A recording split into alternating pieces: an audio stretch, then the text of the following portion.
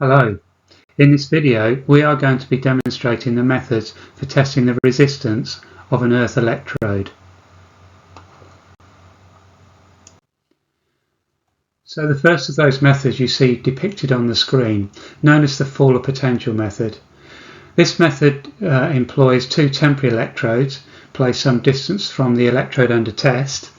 Now the electrode under test could be part of a TT earthing system to an entire installation, or for example an electric vehicle charging point, or a lightning protection system. Under this method, the electrode under test must be disconnected from the rest of the earthing system. We then place two temporary electrodes identified as T1 and T2. Now T1 is placed approximately 10 times the depth of the electrode under test. Now obviously we don't know what that depth is, it's a question of trial and error. So if we assume that the electrode under test in this example is 1 metre in depth, then T1 would be placed 10 metres from the electrode under test. We then place a temporary electrode identified as T2 halfway between those 2 points. So the distance here between the electrode under test, T2, would be 5 metres, and then a further 5 metres would be T1. The earth electrode resistance tester can come in two forms, either as a 4-lead instrument or as a 3-lead. In the example we're showing here, this is a 4-lead instrument. The 4 terminals are labelled C1, P1, P2 and C2. In this case, C1 and P2 are joined together at the instrument and then connected to the electrode under test. P2 goes to the temporary electrode T2, and C2 goes to the furthest electrode T1. The instrument then applies and circulates a current through the electrode under test, through the earth and up through T1. P2 then measures the potential difference at the temporary electrode T2. So knowing the voltage at T2 and the circulating current, the meter is then able to calculate the resistance, which then represents the resistance of the electrode under test to earth. Now, in order to ensure that we have the electrodes placed at a suitable distance, we then need to repeat this measurement 3 times. Basically the electrode that we've measured at the centre point would be 1 reading. We then move the temporary electrode 10% nearer, so in our example approximately 1 metre. We then take another reading. We then move the temporary electrode 10% further away from the centre point and take a third reading. So essentially we've got 3 readings. Now if we have the temporary electrodes placed suitably distance apart, these readings should be virtually the same, or at least within sort of approximately half an ohm of each other. We then take the average of those 3 readings, and then that becomes the resistance of the electrode that we're testing. So if for any reason those readings vary considerably, we then have to place the temporary electrodes further away and repeat the process until we get 3 consistent readings. And so that is essentially the method for the Fowler potential method. And then shortly we will show a video of this being conducted in practice. So why is it important to ensure that we have the temporary electrodes placed at a suitable distance apart? If you look at the diagram in the picture of in the centre of the screen here, C2 being the furthest electrode will have its own sphere of influence, and therefore if it's too close to the electrode under test, it will overlap with the resistance of the earth electrode, and therefore when we move the centre electrode from the centre point and plus or minus 10% either way, the 3 readings then become inconsistent, and that's an indication then that the temporary electrodes are too close to the electrode under test. So now that we've moved the furthest temporary electrode further away, we can see that its sphere of influence or sphere of resistance is no longer overlapping the resistance of the electrode under test. So therefore, when we move the centre temporary electrode plus or minus 10% of the depth of the electrode either way, we then end up with 3 consistent readings at the point of measurements, and therefore this then reflects the resistance of the electrode under test. An alternative to the Fowler potential method is the clamp meter method. This is often used when the Fowler potential method is not practical. So what is the principle of the clamp meter method? Well, this relies on parallel paths.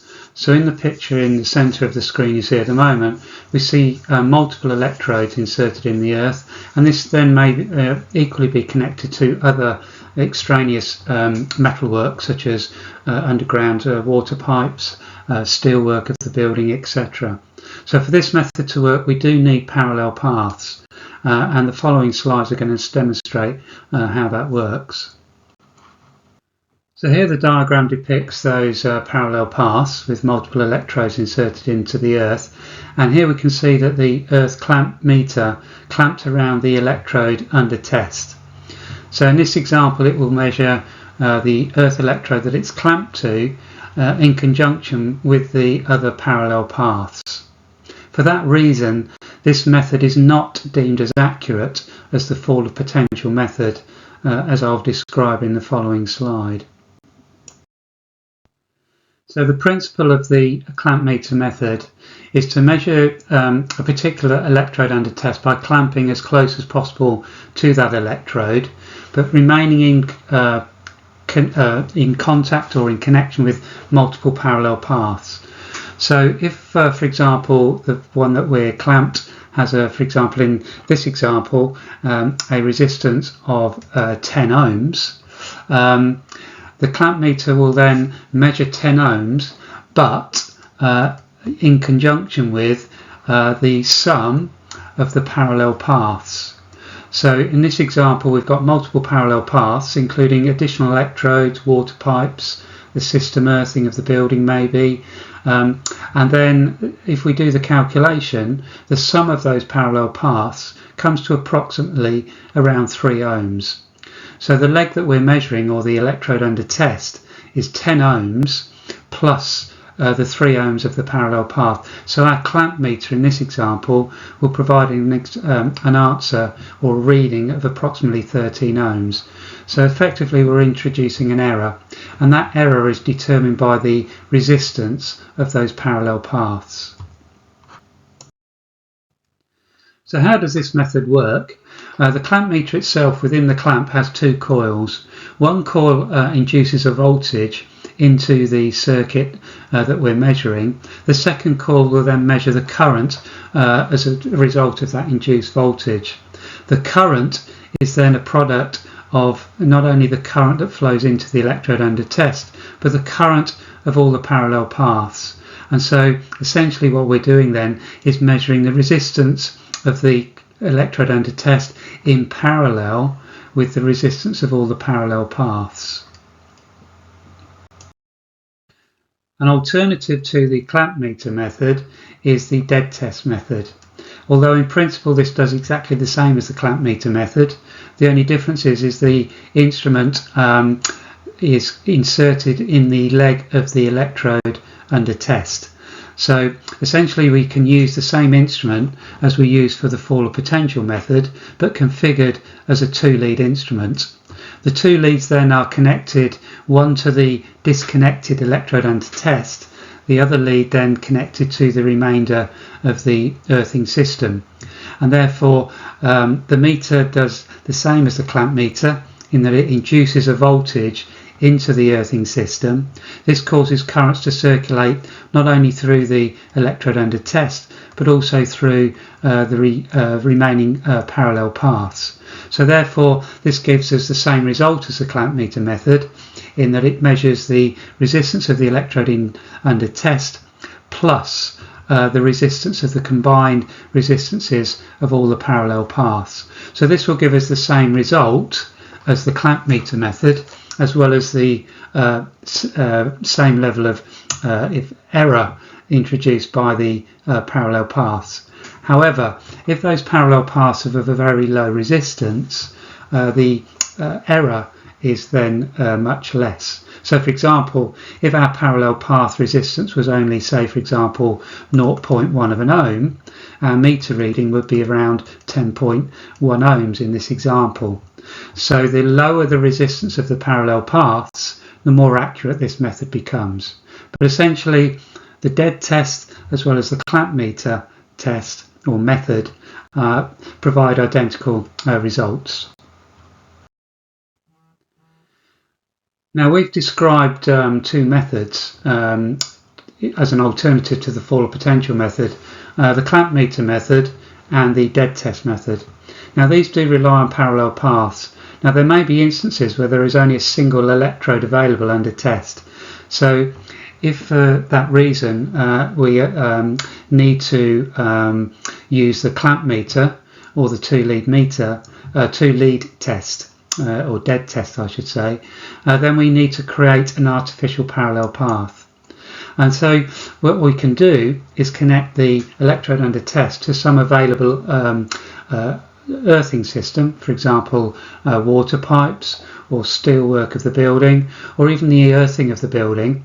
If we create this temporary link between the electrode under test and any available earthing, then we've created our parallel path.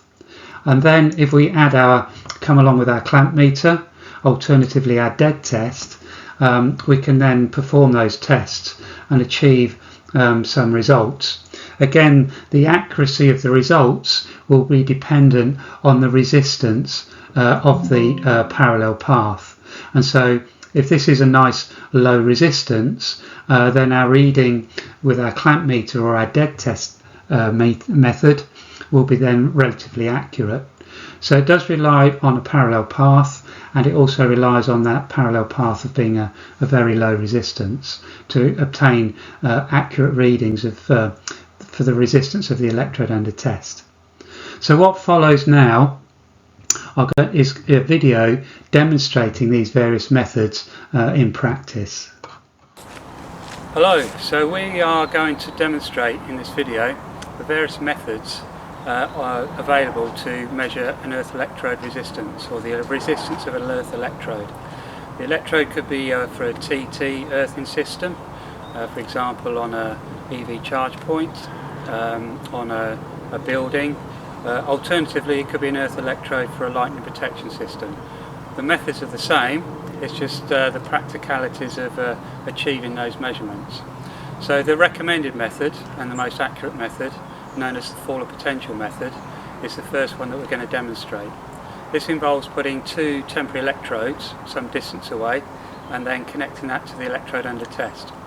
So for this exercise, what we've done is inserted an electrode in the ground here, just down by my feet, and the camera will show you that in a moment.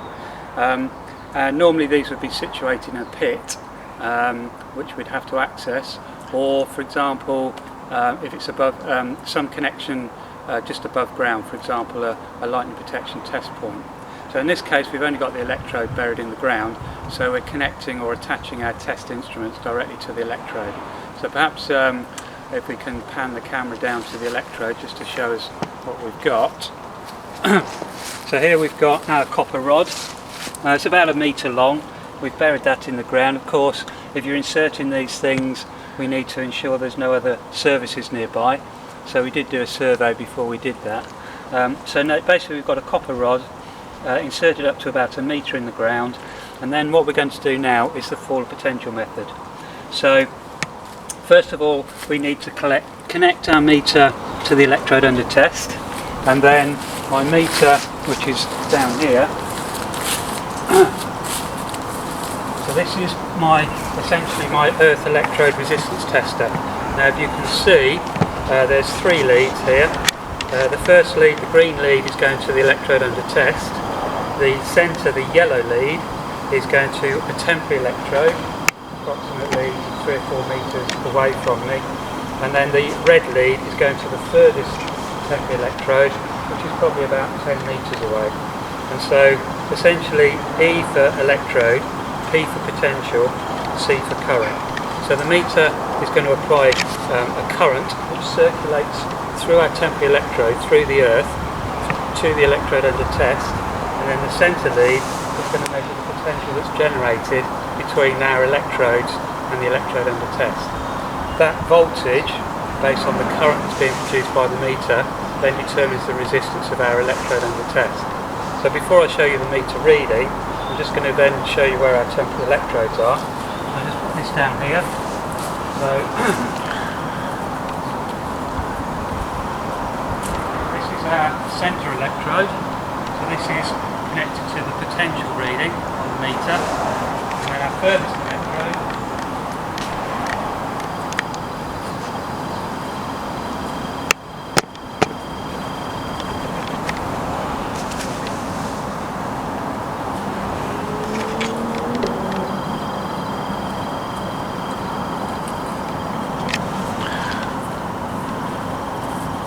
So with our meter connected, I now put the test button on, so we just turn the meter on and move the lead out the way.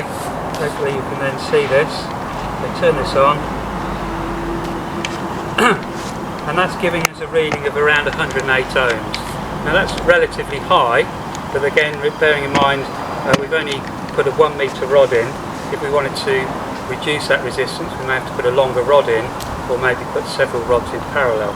But anyway, it's giving us a reading of approximately 108 ohms. Now, due to the method described for the fall of potential method, we've got to take 3 readings. We need to make sure our temporary electrodes are in the right positions and suitably spaced apart. So I'm now going to move the middle centre temporary electrode 10% further away, take a reading, and then 10% nearer the electrode under test. In other words, we take 3 readings, and if we have them at the right space, they should be fairly consistent, all within sort of less than an ohm, or roughly an ohm, within an ohm of each other. So let me just move that centre electrode.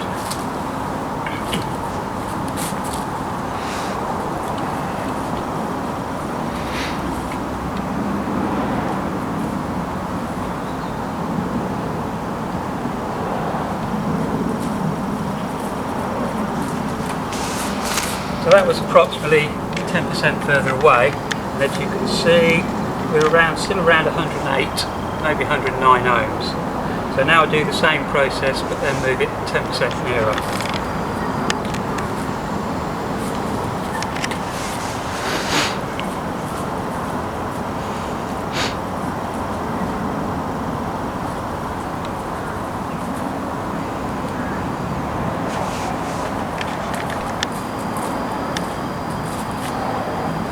And if we look at the meter again, you can see that it's around 108 ohms.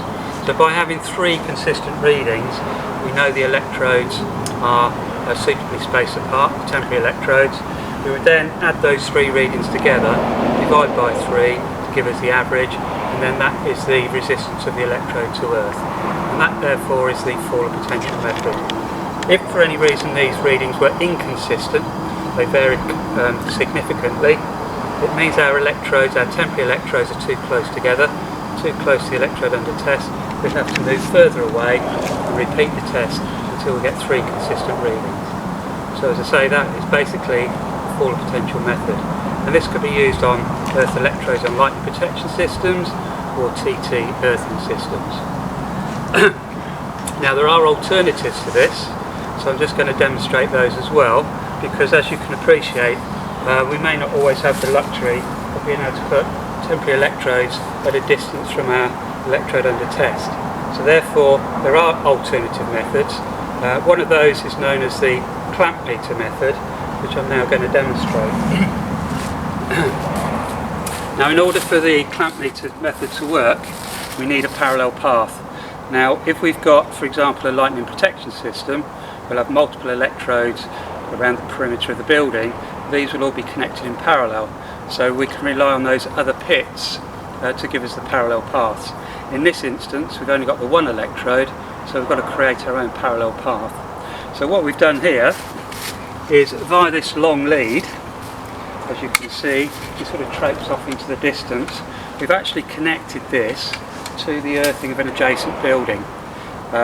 So effectively what we have on the end of this lead is the earthing of the building, which you'd expect to be, you know, less than an ohm possibly, or 1 or 2 ohms, plus the resistance of the lead itself. So the principle is that we're going to measure the earth electrode with a clamp meter in parallel with this resistance that we're connected to. So in principle, then, if this is whatever reading, well in fact we have read it, it's around 10 ohms. So this parallel path is around 10 ohms. So in principle, if we use the clamp meter, which the fall of potential gave us 108 ohms, when we use the clamp meter, we'd expect to see about 118 ohms. So let's see what happens. So this is our parallel path. I'm going to connect this up to the electrode under test, remove our previous test meter and connect around there. So this is a clamp meter. This is known as an earth resistance clamp meter or ground tester. So essentially there are 2 coils within the meter, within the clamp. One is to induce a voltage into the earth loop. The other coil is there to detect the current produced by that voltage. The current will then be proportional to the resistance of the earth electrode. So if I now clamp around the electrode below the connection to our parallel path, so here's our parallel path here off to the earthing of the building, and then if I clamp around below that, make sure the clamp jaws are fully closed I should say, turn that on, and if you can see there, we've got 118 ohms. So if you remember, fall of potential gave us 108 ohms. The parallel path that we've measured independently is around 10 ohms, so now we've got 119 ohms. So that's expected. So in other words, the clamp meter method is not as accurate, or in other words, it's reliant on the resistance of the parallel path. So the lower that parallel path is, the more accurate this method is going to be. So if you've got multiple parallel paths, like you'd expect to find on a lightning protection system, this method should be reasonably accurate. So that's the clamp meter, and then the equivalent to that is known as the dead test. That is essentially a 2-lead test that does exactly the same in principle as the clamp meter. So I'm now going to retrieve the earth resistance tester, earth electrode tester, and configure it as a 2-lead meter.